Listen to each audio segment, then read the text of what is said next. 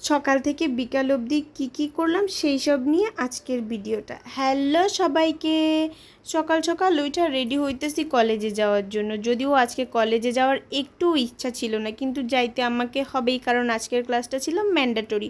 তো বাবিন আমাকে bus stand অবধি ছাইড়া দিয়ে আসলো।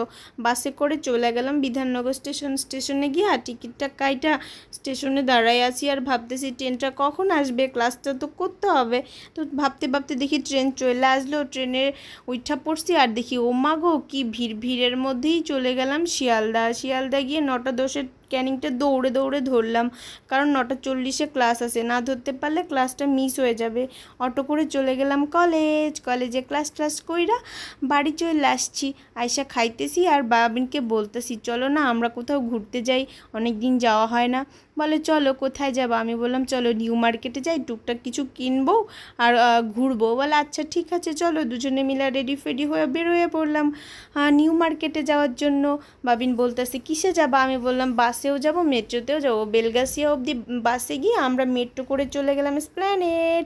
ওখানে গিয়ে একটু ভিডিও করে বলে চলো টুকটাক কেনাকাটা করে নেই, অনেক সময় হইয়া গেছে।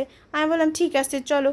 টুকটাক কিছু কেনাকাটা করলাম আর কিছু ঘুরলাম, ভিডিও করলাম। বলছে কি খাবা? আমি বললাম যে কি খাবো বলো, একটু আগে তো ভাত খেয়ে এসেছি, তাহলে চলো আমি একটু আইসক্রিম খাবো। বাবিন বলছে ঠিক আছে চলো, আমি তাহলে একটা ড্রিঙ্ক ওয়াটার নেব। আমি বললাম ঠিক আছে চলো। তো সেগুলো খেয়ে ঘুরে ফিরে আমরা বাড়ির দিকে রওনা দিলাম।